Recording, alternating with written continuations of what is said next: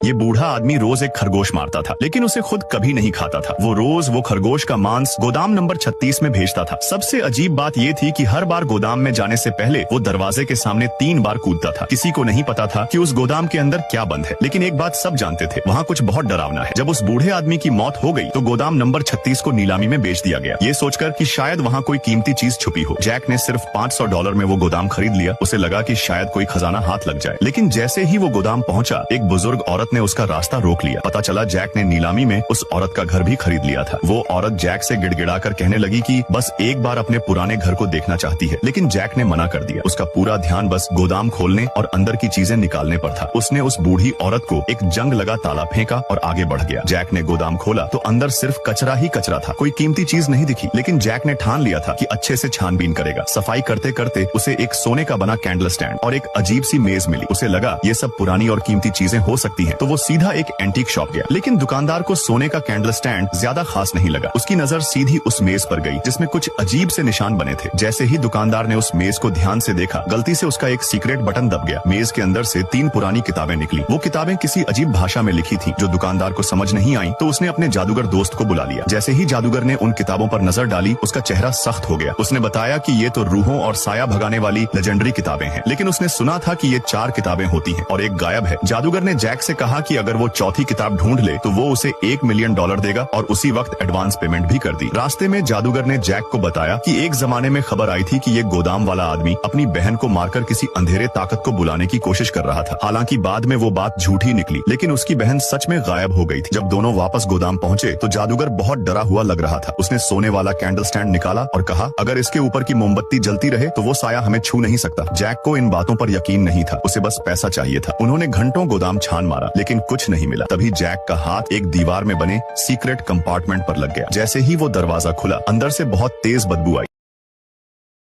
एक लड़के को जंगल में एक विशाल रहस्यमय गहरा गड्ढा मिलता है। इसकी गहराई मापने के लिए उसने उसमें लकड़ी का एक टुकड़ा फेंका, जिसकी गूंज करीब आधे घंटे बाद सुनाई दी। ऐसा लगता है कि यह गड्ढा हजारों मीटर गहरा था। इसके अंदर से सड़ने की तेज बदबू आ रही थी और यहाँ तक कि लाइटर की आग की लौ भी गहरे हरे रंग की निकल रही थी। उसने अंदाजा लगाया कि इसमें कोई अज्ञात गैस हो सकती है। विस्फोट के डर से उसने अपने साथी से तुरंत लाइटर छीन लिया। जब वे आपस में झगड़ रहे थे, तभी अचानक ऊपर लगे लाउडस्पीकर से तेज सायरन बजने लगा, जिससे डरकर वे दोनों वहां से भाग निकले। उन्हें पता ही नहीं था कि गड्ढे के अंदर मौजूद राक्षस धीरे धीरे जाग रहे हैं। स्कूल के पहले दिन हेडमास्टर ने छात्रों को चेतावनी देते हुए कहा कि यदि वे नियमों का पालन करेंगे तो वे राक्षस उन्हें नुकसान नहीं पहुंचाएंगे। असल में छात्रों को पढ़ाना हेडमास्टर का सिर्फ एक दिखावा था। उसका असली मकसद स्कूल के पीछे स्थित विशाल कोयले की खदान पर कब्जा करना है। उसी दिन जब लड़के जंगल में घूम रहे थे, उन्हें एक हजारों मीटर ऊंचा रहस्यमयी पुराना किला दिखा। जब वे हैरान थे, तभी एक पुलिस की गाड़ी सड़क से गुजर रही थी। पुलिस से बचने के लिए वे जंगल की गहराई में छिपे, जहाँ उन्हें फिर से वही गहरा गड्ढा मिला। उन्हें नहीं पता था कि वहाँ लगे सुरक्षा कैमरों ने उन्हें देख लिया है। सुरक्षा गार्ड द्वारा अलार्म बजाने पर वे फिर से भाग निकले। जब वे आराम करने के लिए रुके तो उनका सामना कुछ नकाबपोश लोगों से हुआ। ये लोग सालों से जंगल में रह रहे हैं ताकि इलीगल कोयल खनन को रोका जा सके। इसी बीच स्कूल में जोरदार भूकंप के झटके महसूस किए गए और कोयला खदान केंद्र में कुछ बेहद असामान्य चीजें डिटेक्ट हुई। रडार पर बड़ी संख्या में अज्ञात वस्तुएं दिखाई दे रही थीं। ड्यूटी पर मौजूद खनिक तुरंत जांच के लिए मौके पर पहुंचे। इससे पहले कि वे कुछ समझ पाते, स्टेनलेस स्टील का दरवाजा अचानक टूटकर खुल गया और चीख पुकार मचने के बाद सभी खनिकों की बेरहमी से हत्या कर दी गई। असामान्य हलचल सुनकर जब छात्र मौके पर पहुंचे तो अजीब बात यह थी कि वहां कोई लाश नहीं मिली। इसके बजाय उन्हें एक बहुत ही प्यारा दिखने वाला अजीब प्राणी मिला। एक लड़की को वह बहुत पसंद आ गया था, लेकिन तभी वह राक्षस अचानक उछला और उसकी पीठ पर चिपक गया। घबराकर उसने अपनी जैकेट उतारी, राक्षस को उसमें लपेटा और उसे पेड़ के तने पर तब तक पटका जब तक कि वह पूरी तरह कुचल नहीं गया था। लेकिन यह मामला इतना आसान नहीं था, क्योंकि वहां और भी बहुत से राक्षस थे जिन्होंने कई छात्रों को मार डाला था। पेट भरने के बाद वे राक्षस तेजी से बड़े हो गए। मौत के इस संकट के बीच एक राक्षस ने भाई पर हमला कर दिया। सौभाग्य से महेश भाई ने फुर्ती दिखाते हुए उसे मार गिराया था, लेकिन मरने से पहले उस राक्षस ने महेश भाई का फर्स्ट किस भी चुरा लिया था। तभी उसके साथी मदद के लिए पहुंचे और भाई को बचा लिया। इन भयानक राक्षसों को खत्म करने के लिए वे पहाड़ी के पीछे बने एक हवाई हमले से बचने वाले बंकर में गए। यह राक्षसों का अड्डा था। तभी एक राक्षस को उनकी गंध आ गई और वे जान बचाकर गुफा के मुहाने की ओर भागने लगे। वे 3 दिन और 4 रातों तक अंदर दौड़ते रहे और आखिरकार दूसरे रास्ते से बाहर निकल आए थे। फिर उन्होंने तुरंत गुफा के अंदर जलता हुआ लाइटर फेंक दिया और गैस के संपर्क में आते ही एक जोरदार धमाका हुआ, जिससे सारे राक्षस गुफा में जलकर दब गए और छात्र अपनी जान बचाने में सफल रहे।